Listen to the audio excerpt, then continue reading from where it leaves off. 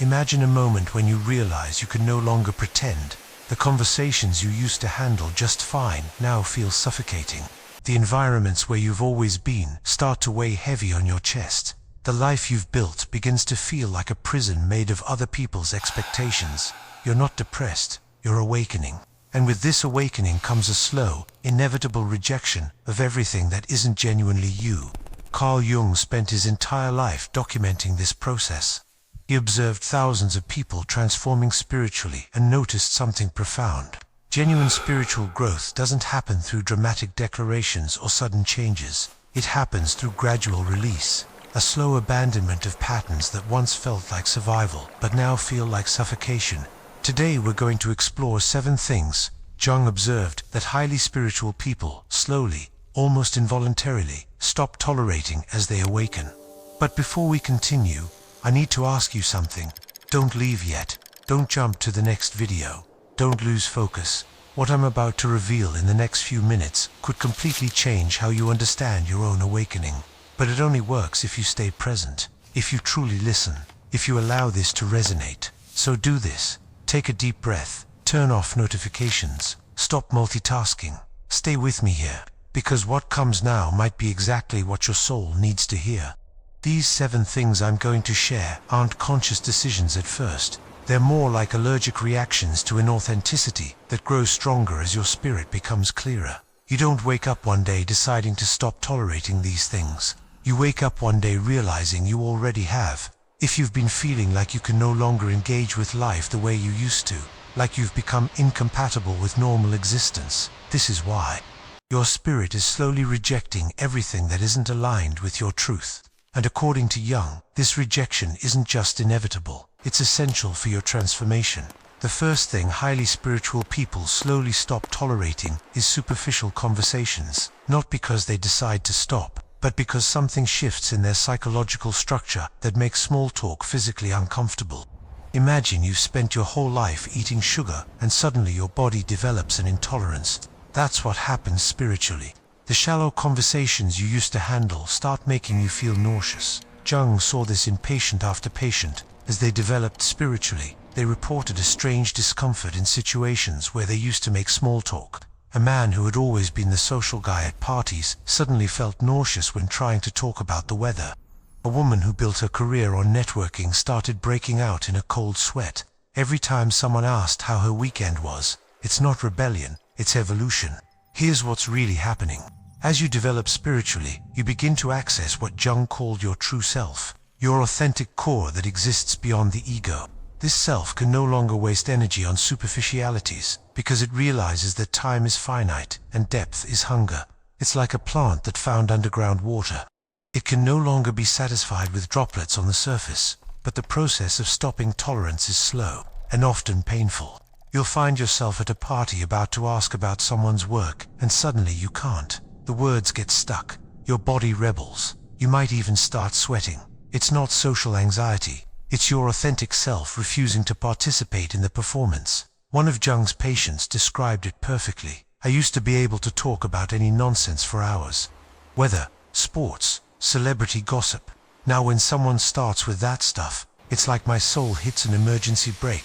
I physically can't pretend to care about what so-and-so posted on Instagram anymore. This creates a strange period where you've already stopped tolerating superficiality internally, but haven't adjusted externally yet. You go to family gatherings and stay silent, while everyone talks about nothing. You go to work happy hours and feel like you're watching from outside. You're between worlds.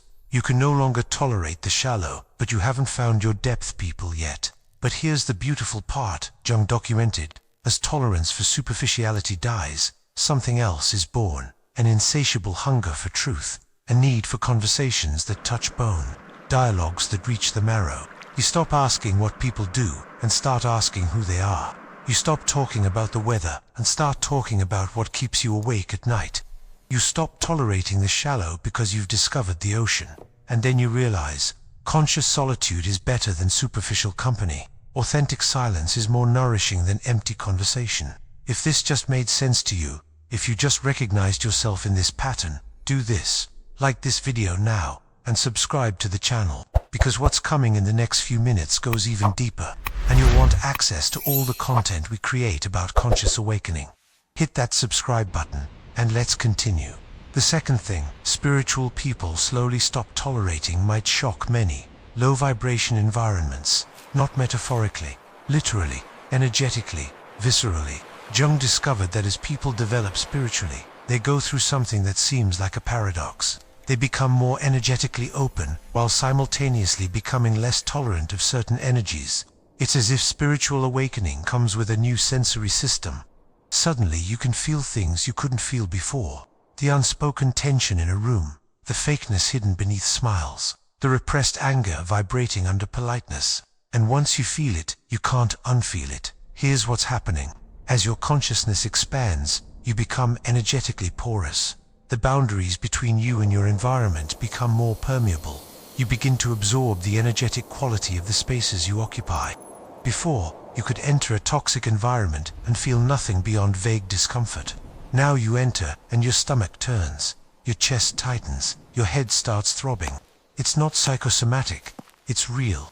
Jung treated a woman who worked in corporate finance. For years she endured the competitive, aggressive, ego-filled environment without problems.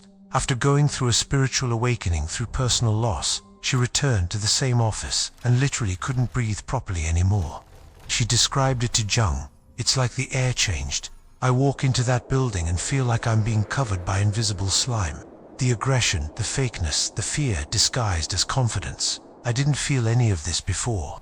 Now I feel everything, and it's killing me. She tried to stay, needed the job, but her body started to rebel. Constant headaches, unexplained fatigue, anxiety that came out of nowhere. It wasn't panic disorder. It was her soul saying it can no longer tolerate this environment. The process of stopping tolerance for low vibration environments happens in waves. First, you stop tolerating obviously toxic places. Crowded bars where everyone's running from themselves. Offices where gossip is currency. Family homes where everyone's performing roles. Then you stop tolerating subtly dense environments. Places where nothing bad is happening, but nothing real either. Where everyone's fine, but no one's alive. Where there's politeness, but no presence. Finally, you even stop tolerating certain spaces you used to find spiritual. Yoga centers where everyone's competing to be more enlightened. Spiritual circles where there's more performance than truth. Conscious communities where there's more ego than dissolved ego. A therapist told Jung, I had to leave spiritual groups because their spirituality was more toxic than the unconsciousness I left behind. At least the unconscious don't pretend to be awake. But here's the fascinating part. As you stop tolerating low vibration environments, you don't become elitist or isolated. You become selective with your energy. You recognize that where you place your presence matters. That environments shape consciousness. That you're responsible for the energetic quality you accept around you. You begin to choose spaces that nourish instead of drain. Silence in nature instead of social noise. Small conscious groups instead of large performative crowds. Intentional solitude instead of company that leaves you lonelier. And you realize, sensitivity isn't weakness. It's your body's wisdom telling you where you no longer belong. The third thing highly spiritual people stop tolerating is perhaps the most destabilizing, obligation-based relationships. Not because they become selfish, but because something fundamental shifts in how they experience connection. Jung discovered that, as people develop spiritually, they stop being able to sustain relationships that function through duty, guilt, tradition, or social expectation. Only authentic connections survive, and this terrifies everyone around them. Before awakening, you could maintain relationships through inertia. School friends you had nothing in common with anymore. Work colleagues you saw out of social obligation. Family members you visited because that's what you do. After awakening, your body begins to reject these connections like incompatible organs. Here's what really happens. As you access your authentic self, you stop being able to perform false versions of yourself. And most relationships were built on top of these false versions. You were the obedient child, the always available friend, the always positive colleague, and people related to these personas, not to you. When the persona dies, the relationship dies with it. Not because you want it to, but because you can no longer sustain the lie. A man came to Jung in crisis. He had just cancelled his wedding after 10 years in the relationship. Everyone thought he was crazy. The bride was perfect on paper. The family loved her. Friends approved. It all made sense. But he told Jung, I realized I loved the idea of her, loved how she made me look, loved the life we'd have together in other people's imaginations. But when I looked at her for real, I felt nothing. And after I awakened, I can't live for appearances anymore.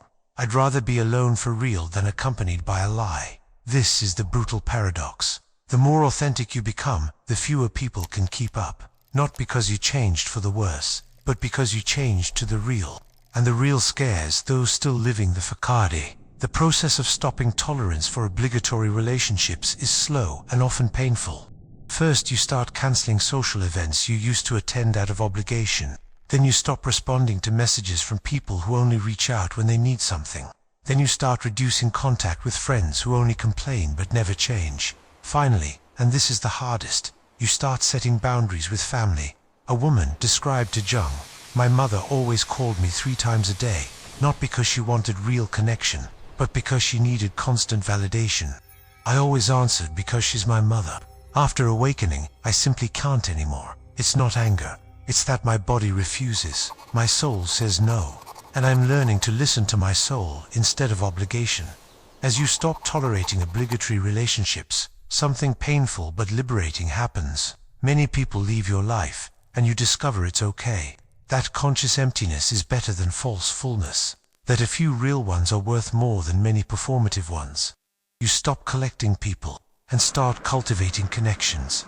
You stop maintaining relationships out of fear of loneliness and start choosing sacred solitude until you find company that nourishes. And you realize you didn't lose anyone who truly saw you, only revealed who was never really present. Look, if you're resonating deeply with what I'm sharing here, I need to ask you something. Comment one word down below. Just write, withdrawal.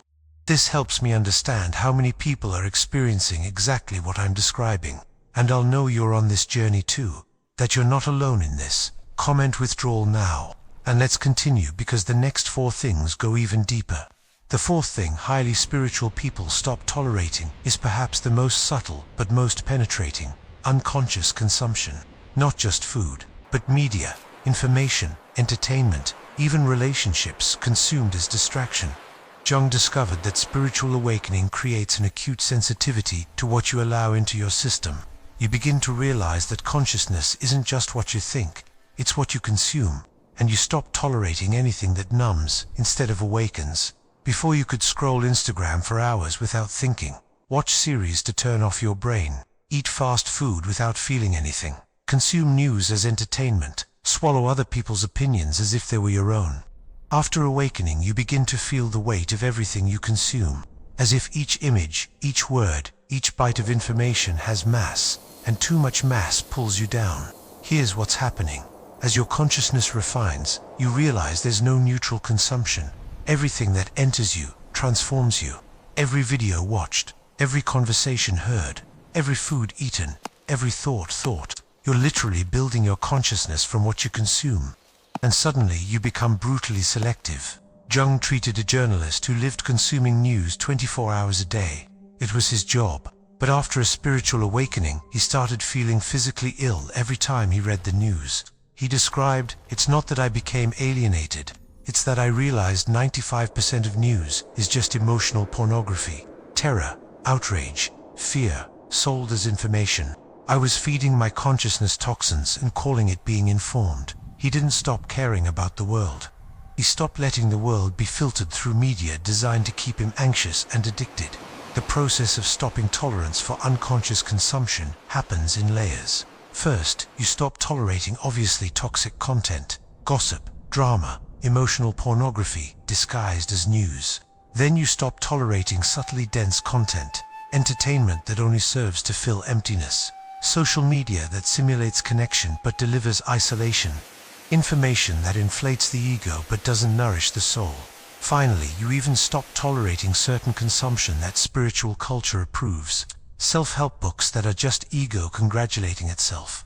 Motivational talks that are just productivity, pornography.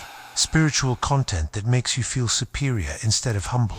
A woman told Jung, I had to stop following spiritual influences because they were making me more anxious about my spiritual journey than I was before awakening. They were selling enlightenment as a product, and I was buying. But here's the beautiful part. As you stop tolerating unconscious consumption, you don't become empty. You become present. You discover that boredom is the portal to creativity. That silence is where wisdom speaks. That intentional emptiness is more nourishing than compulsive fullness. You begin to consume consciously, choosing what enters, protecting your attention as the most sacred resource you have, creating more than you consume, being more than having, and you realize hunger for distraction was just fear of meeting yourself. Stopping tolerance for anesthesia forces you to feel pill, and feeling forces you to truly live. The fifth thing spiritual people stop tolerating is one of the most revolutionary. Productivity as identity. The belief that you are what you do, that your value comes from your production, that existing without producing is waste. Jung observed that as people develop spiritually, they go through a deep identity crisis. They stop being able to extract self-worth from achievements, stop feeling like they need to justify their existence through doing. And in a culture that worships productivity, this looks like laziness, but it's not laziness, it's liberation. Before awakening, you probably measured your worth by the size of your to-do list, by how much you produced, how many projects you completed, how busy you were. Being busy was being important. Being productive was having purpose. After awakening, you begin to feel nauseous with performative productivity. You sit down to work on something that used to give you meaning and feel emptiness. You complete a task and instead of satisfaction feel nothing. It's not depression. It's your authentic self rejecting identity based on doing. Here's what really happens. As you access deeper layers of being, you realize existence doesn't need justification. A tree doesn't need to produce fruit to have value. A river doesn't need to reach the ocean to be valid. You don't need to achieve anything to deserve being alive. An entrepreneur came to Jung in total collapse. He had built 3 successful companies, was admired, wealthy, influential, and completely empty. He told Jung, "I woke up one day and realized I don't know who I am when I'm not producing. I don't know how to exist without achievement. And this terrifies me because now I can't care about achievement anymore. It's like my source of meaning dried up." Jung saw this not as crisis, but as birth. The ego based on doing was dying, so the being based on being could emerge. The process of stopping tolerance for productivity as identity is terrifying for most people. First, you stop tolerating hustle culture, the glorification of working until burnout, the idea that rest is laziness. Then you stop tolerating performative productivity, posting about how much you worked, competing to see who's busiest, using exhaustion as a badge of honor. Then you stop tolerating your own need to always be doing something. You try to watch a movie and catch yourself checking email. Try to meditate and plan your day. Try to simply be and feel guilt. A therapist described to Jung, "I realized I don't know how to do nothing. I try to take a day off and feel like I've committed a crime. My mind keeps screaming that I should be productive, but my soul is begging me to just exist." As you stop tolerating productivity as identity, something scary and beautiful happens. You discover that you exist beyond what you do, that your value is inherent, not earned, that being is enough. You stop justifying your existence. Stop proving your worth through achievements. Stop measuring your day by what you completed and start measuring by the quality of your presence. And you realize rest isn't laziness. It's resistance in a culture that wants to consume you. Being without doing isn't waste. It's the whole point. The 6th thing spiritual people stop tolerating will surprise you. Unnecessary drama and chaos. Not all chaos, but the performative chaos that unconscious people create to feel alive. Jung discovered that, as consciousness develops, you become allergically sensitive to manufactured drama. You can feel when someone's creating problems to fill the void, when someone's using conflict as connection, when someone's choosing chaos instead of facing stillness, and you simply can't participate anymore. Before you probably engaged in drama without realizing, gossip disguised as concern, conflicts that weren't yours but you jumped in anyway, relationships that were emotional roller coasters and you called it passion.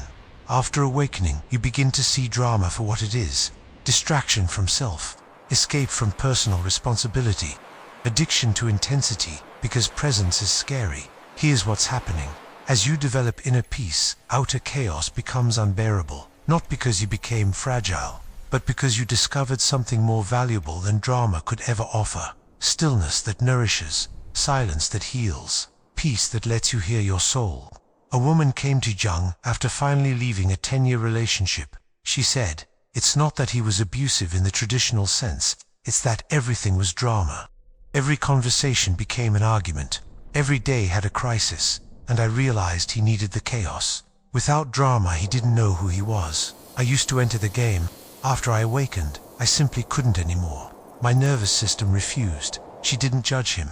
She simply recognized that peace had become non-negotiable for her, and he was still addicted to turbulence. The process of stopping tolerance for drama happens in circles. First, you stop tolerating drama in romantic relationships. You realize intensity isn't intimacy, that emotional roller coasters aren't love. Then you stop tolerating drama in friendships. That friend who always has a crisis but never changes anything. That friend who lives on gossip and conflict and pulls you in. Then you stop tolerating drama in family. The toxic dynamics everyone accepts as normal. The roles everyone performs. The chaos no one names but everyone perpetuates. Finally, you stop tolerating internal drama.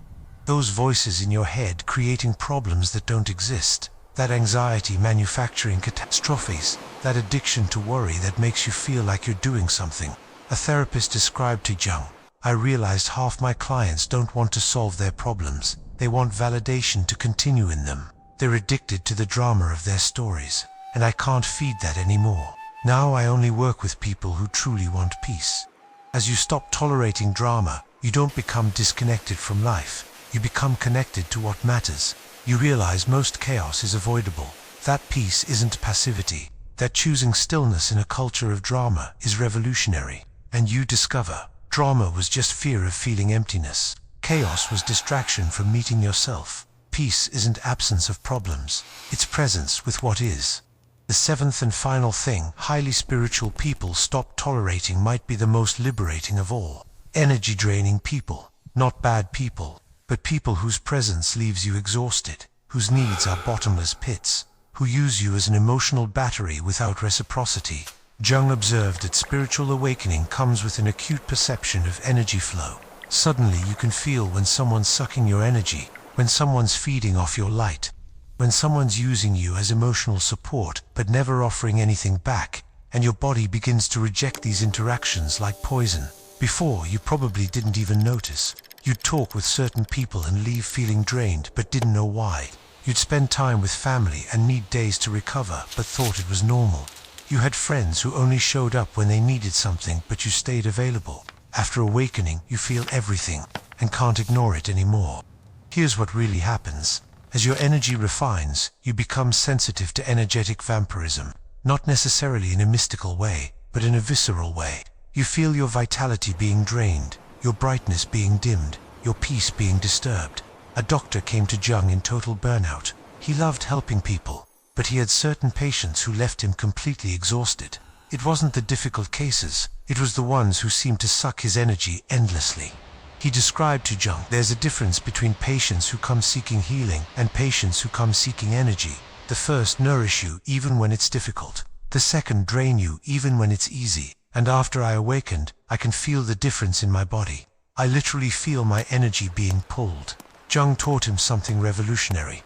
Compassion doesn't mean being a battery for others' unconsciousness. You can love someone from a distance, can wish them well without being available, can have boundaries and still be spiritual.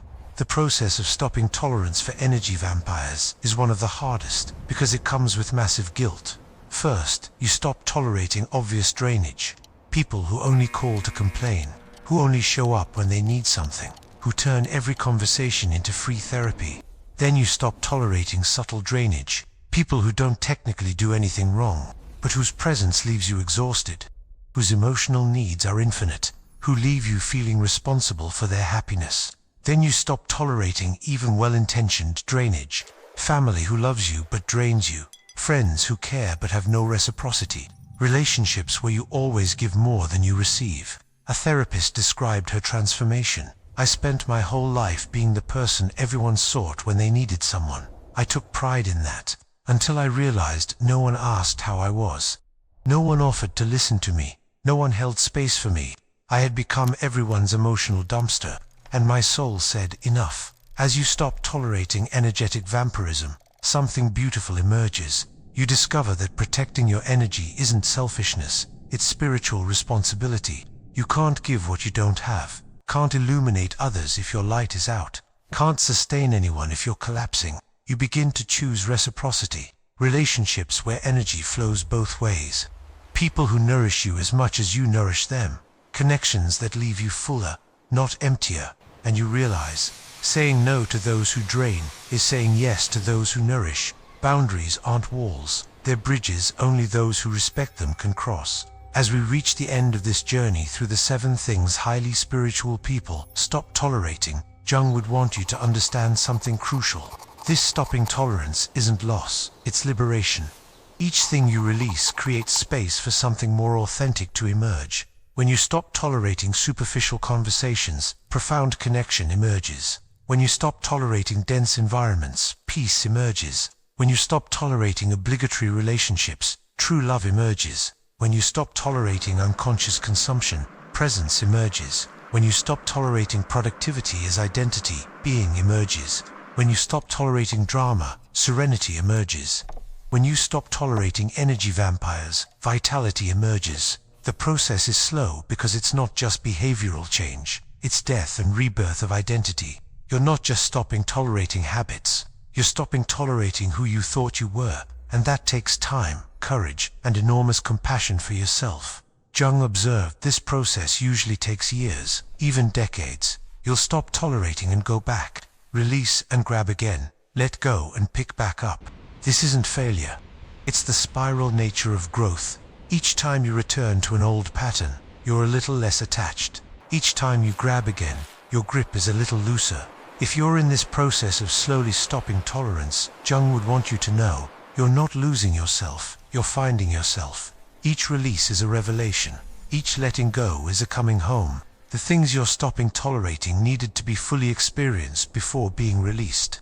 You needed to seek superficial conversations to know the emptiness of surface, needed to tolerate dense environments to recognize lightness when you find it, needed to maintain obligatory relationships to value authentic connection, needed to consume unconsciously to develop consciousness, needed to be defined by productivity to discover being, needed to tolerate drama to choose peace, needed to give energy away to learn protection.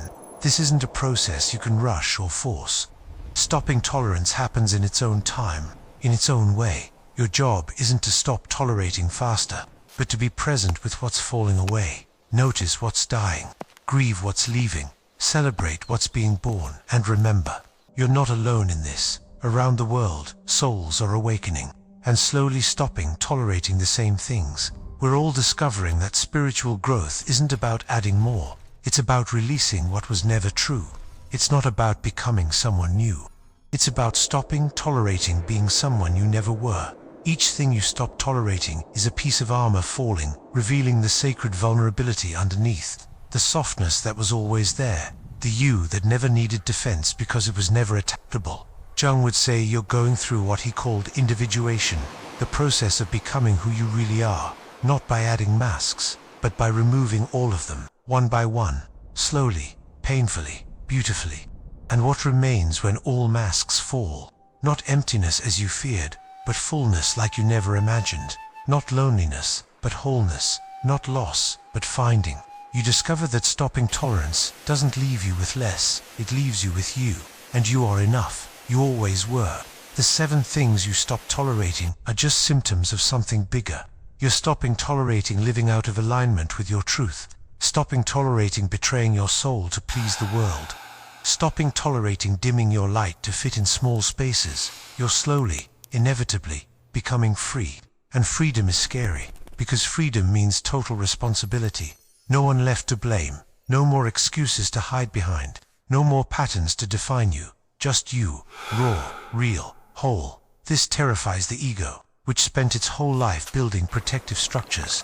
But it liberates the soul, which always knew you came here to be you, not an edited version, not an approved performance. You, with all your strangeness, all your depth, all your light and shadow mixed, all your sacred humanity. Jung observed that people who complete this process of stopping tolerance don't become bitter or isolated. They become radiant in a way that doesn't need approval, connected in a way that doesn't need obligation, present in a way that doesn't need distraction. They simply are, and that being is contagious, not because they preach, but because their presence is permission. Seeing someone living in total alignment gives you permission to do the same. Witnessing someone who stopped tolerating encourages you to start stopping too. You become a lighthouse, not by trying, but by being, and maybe that's the whole point. You're not stopping tolerating these things to become special. You're stopping tolerating to finally stop trying to be special, and discover that being you is the only special you need. You're not stopping tolerating to be better than others. You're stopping tolerating to finally stop comparing yourself and discover there's no better or worse, just different expressions of the same consciousness. You're not stopping tolerating to arrive somewhere.